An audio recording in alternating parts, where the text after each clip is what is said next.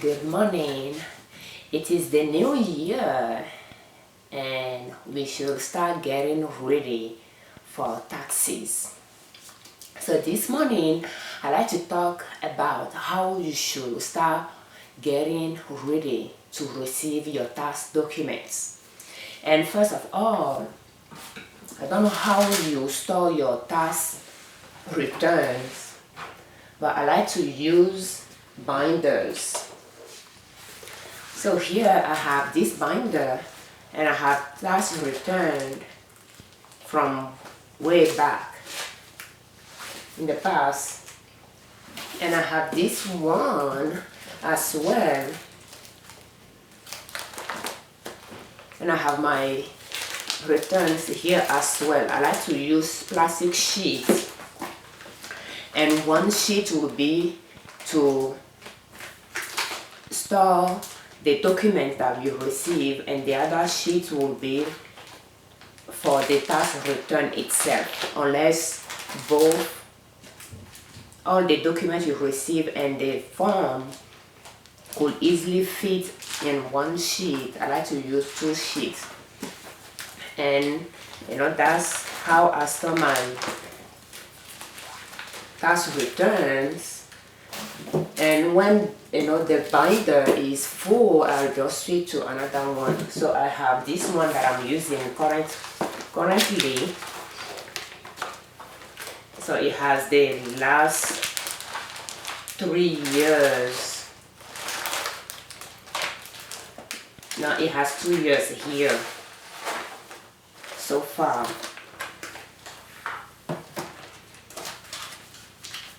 So I would suggest, if you use binders like me, to use plastic sheet. So what you will do is you will put a plastic sheet in the binder to receive your document for 2019. And here I have this sheet that I put in, and I don't know what months, and I started to put information in it. So what you do for 2020's documents to file return for in 2021 is you write now, or by the time you are done filing your tax return in April, you should have a blank sheet as well for 2020 document. So when you donate clothing or some of your belongings to Goodwills and you receive forms like these, they will go in that file, that plastic file. I know that with the new tax reforms, chances to undermine your deduction might be very slim.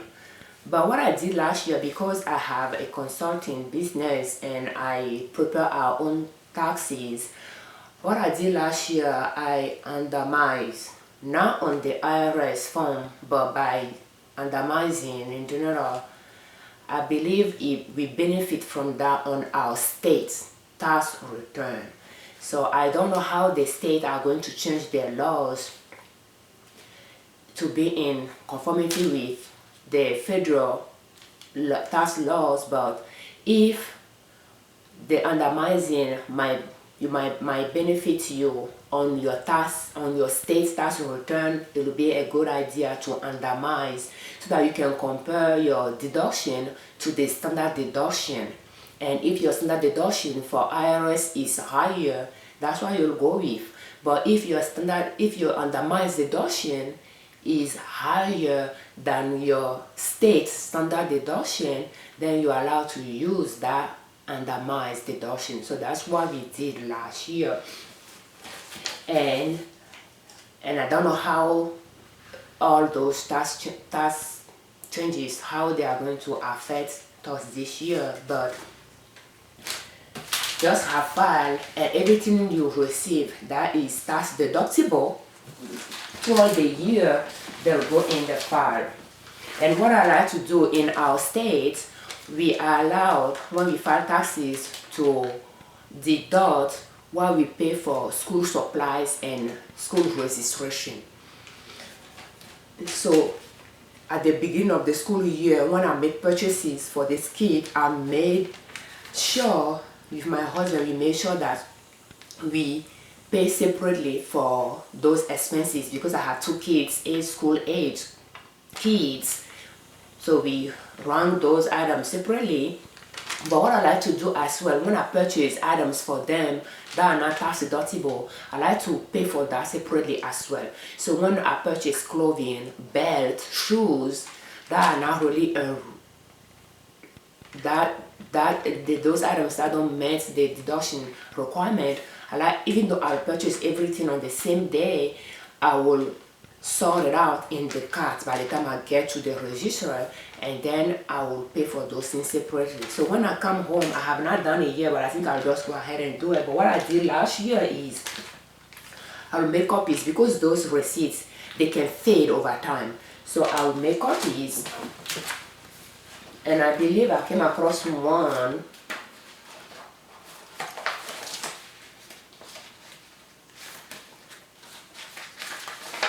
And I have one here, so I will make copies, and then I will write the kid's name on it. But this one, I already wrote their names on the receipt, which is great. But I like to just make a copies like this and put it in my file, and I'm going to get up and do that right now. And what I did this last year as well is I wrote the school registration fee for each one of them on the receipt as well. So it was easy for me, because for the state here we can deduct those expenses, so it's good to track them. So I'm going to get up and just go make that copy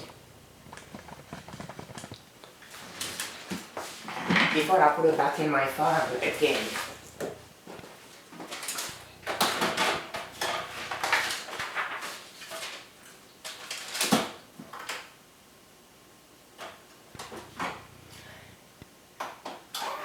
And while we are talking about the kids' supplies and registration, one thing you'll do if you are allowed to deduct those expenses on your tax return is to look for the registration fee, the receipt for that.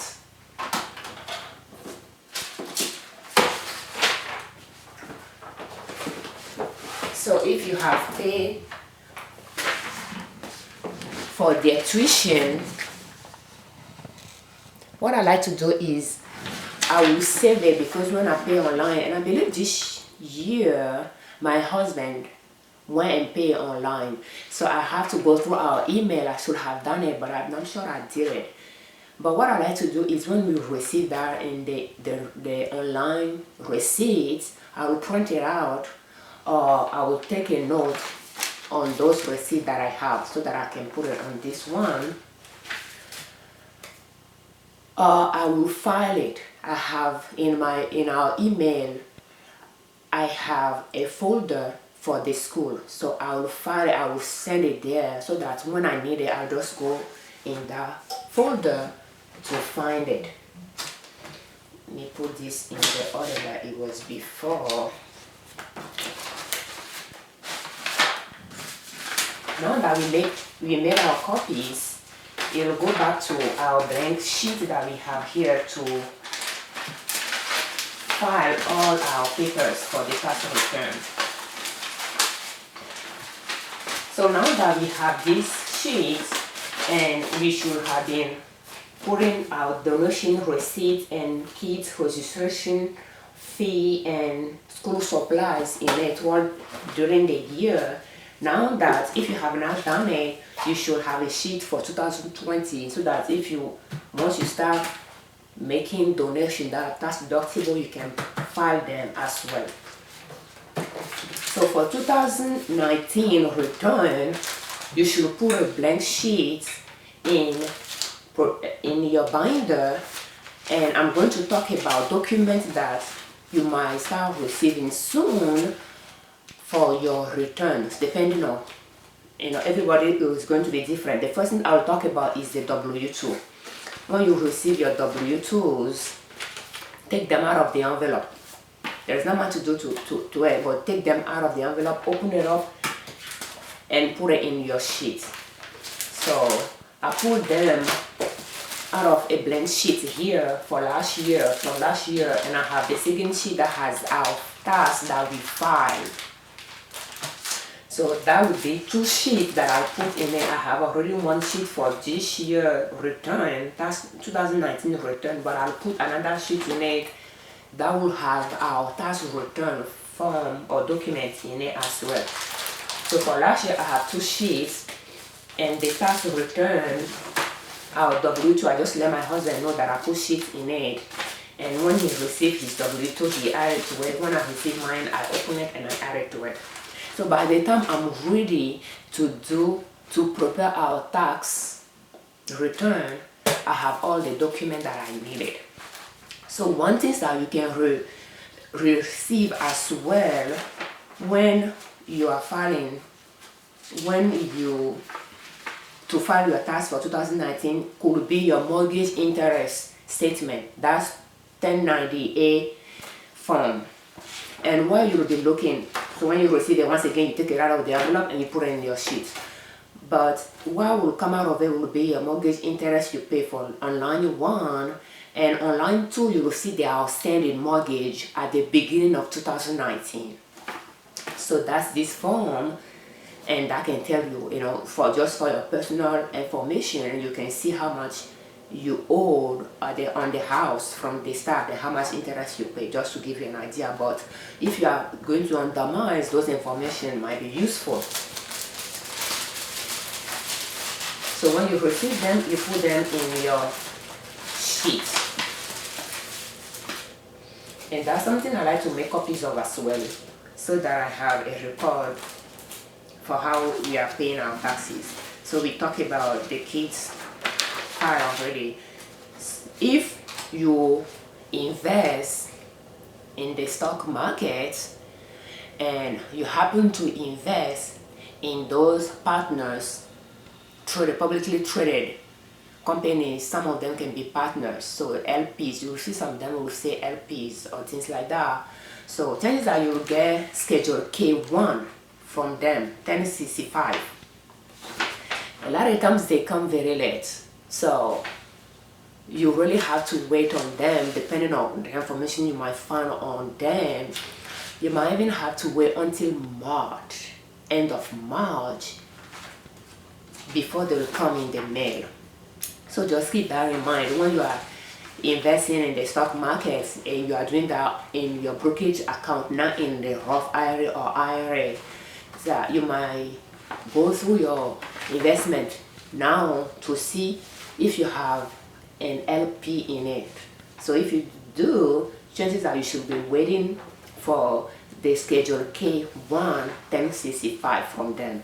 A lot of times they will record loss on it, which is okay, but if there is a gain you have to report on your taxes, it's a good idea you wait. But if there is a loss, well, it may not really do any good, but that's something that comes very late. So that's something I don't really like to invest in already. So I don't really, yeah, it's personal preferences, but just know that you can file your tax early if you have those to add it to it. And as you can see here, those are the goodwills. If you make donation at the church, chances are your church might send you a form, or you might go and retrieve it.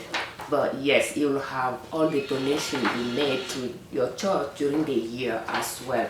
So it will go in the file.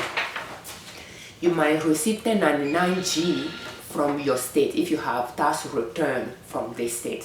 So it will go on a line on the 1040. So when you receive it in the mail, open the mail and file it right away. If you have 529 for kids, kid education 529 with your state, you will receive that form. They send it in the mail. I'm not sure I printed it out. So it will be just a statement that will show the beginning of the year and the end year value of the stocks and the account. Like you can see the difference. But if you have contributed toward the months, then that contribution is deductible on your state return, because when you invest in 529, it's tax free, so you can deduct your contribution on your state form if you are doing that 529 through your state. So you receive the form, add it to it. And if you have bank accounts, which you should have, bank account, checking and saving. I like to have checking and saving. I don't like to keep all my money in the checking account. I like to keep in the checking account what I think we will need for the months. Everything else goes in the saving account. So if you have a saving account, first make sure that you have the minimum required. Our bank requires $300 a month. Constantly there. If you go under that, they'll charge you $3 fee. And I would prefer you go with a credit union, which is better. So we have credit union, and then we have the bank as well, because just the bank, my husband has that account before we got married, and we just stayed there. I don't know how many times I wanted to move us out of that, from that bank to our credit union, but they are more convenient than credit unions. But that's just the thing. So minimum $200 has to be in that saving for us to avoid that fee. But when you have a bank account, you have saving account, wait for the statement. That will say that will be the statement as December 31st of the year. So that will be December 31st of 2019. That statement should have the interest your saving account earn, unless you have high interest checking account. So look for that. Unless you go online statement, then you need to print it out. So you need to find out how much interest you earn on your bank account, because it goes on your tax return. You will need to pay tax on that. Sometimes, depending on the amount the bank will send that form, you have to go in your online account to check the interest you earn during the year, to add it to your tax return and print it out. If you have employer, how should I say that? If you invest in your employer stock, which sometimes is called direct investment, purchase or direct investment program, it could be employee things, or it could just be you choosing those house to invest directly into the stock market. I might do a video on that as well. But if you do, one of those houses is computer share. So if you invest with computer share, you should be expecting that 1099 dividend form. It will come in the mail, or you might have to print it. So don't forget, you need to go online and print it out. I had to ask my husband to go online and print it out, because he invests in his employer stock. It doesn't come in the mail. He needs to print it out, and I'll ask him to print it out. So print it out, because you will need to record the ordinary dividends and the qualified dividends. Those informations will go on your tax return as well. So if you don't file your own return, an accountant or a tax preparer file it for you, so you need to have those information on hand for him or her. If you have a Roth IRA, that's great. If you have an IRA, that's great. If you have a brokerage account along with those retirement accounts, you should go online, unless you are going to they are going to mail it to you. You should go online and print them out. And what I like to do, because it can be like 10 pages long, it's pretty much, it's called 1099 form 1099 composite. So a lot of time at the end of the year, when you log into your retirement, your investment account with those brokerage account, they'll have a window that will say that your tax return information or your tax documents are ready. Click here or something like that. So when you click on it, you should be able to find it. Otherwise, when you go in your account, you should be able to locate where to find those forms, and click on the latest year to log in it. So if you are trying to now print all the documents, you just want to select it, Well, you need to have the 1099 dividend. That one will have the original dividend and the qualified dividend. You'll need to have 1099 INT as well. And then I like to print out the form. I have interest and dividend forms here, but I like to print out another form that will show all the transactions like sell and buy that we did during the year. So if you sold stocks during the year in your brokerage account, yeah, you will need to print those out as well, the summary of that as well. Otherwise, just print the whole document out so that you don't get confused. You'll have them, so 1099 from your brokerage account. It needs to go in it. And that's the bank statement here. If you have multiple banks, well, make sure you go through them all to print them all out, the interest you might have. Sometimes you might get that employer provided health insurance offer and coverage, which is 1095C.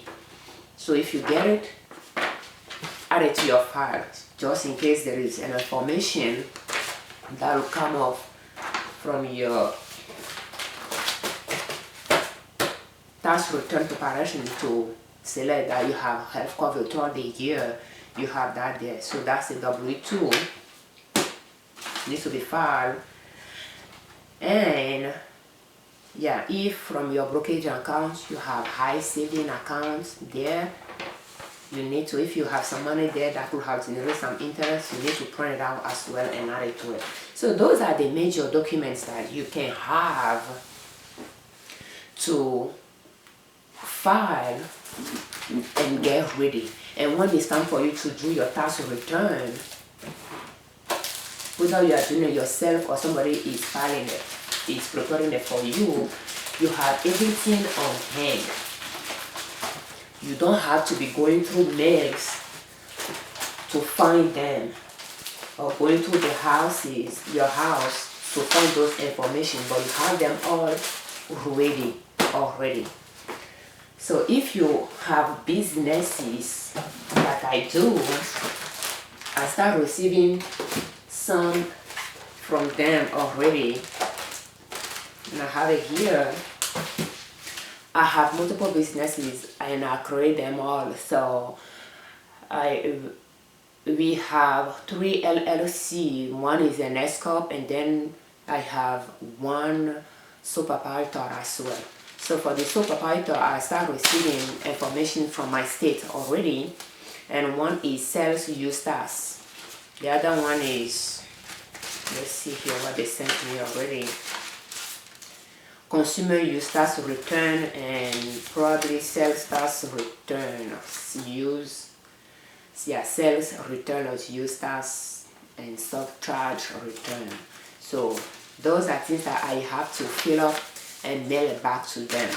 So when I receive those business forms for my business, I'll just put it in I have a binder for that one, and I'll put it in it. I took it out of the envelopes. They all came in 2 different envelopes, but I just put them all in one envelope because they are going in one spot. And I'll just put it in my binder so that when I need to start working on it, I will find it. And later I'll talk about how you get ready for your business tax return as well. But what I'll do with that one, because it's a sole proprietor, it will be added to our tax return. So once I'm ready to mail that document back, I'll make a copy and I'll add that copy. In fact, I might make 2 copies and file one in my business binder, but then I'll put one in the sheet that I just showed you for our personal return as well. That way, when I'm working on that return, I have the information ready. The next things I'll do with those L.L.C, I have to prepare Schedule K, because my husband and my children are shareholders, or shareholders on them, most of them.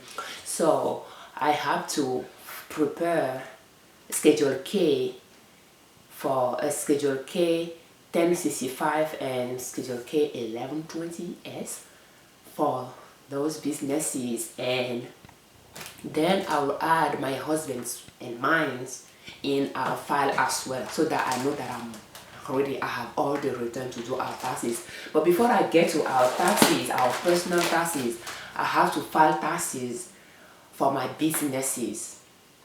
Because they are LLC and sole proprietor, everything has to be flowed, routed to our personal return. But I had to file the business taxes with federal, and that's how I get prepared for the tax season. And I invite you to do the same thing, so that when it's time to file your taxes, you don't miss the deductions that you deserve to earn.